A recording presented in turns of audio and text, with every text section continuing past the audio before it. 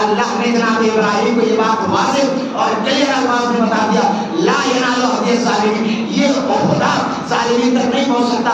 यानी लफ्ज़ों को मैं यूं पलट कर कह दूं कि कोई जालिम कभी इमाम नहीं बन सकता। क्या कहना है? कोई जालिम कभी इमाम नहीं बन सकता।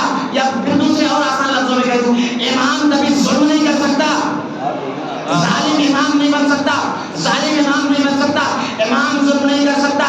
इसका मतलब यह है कि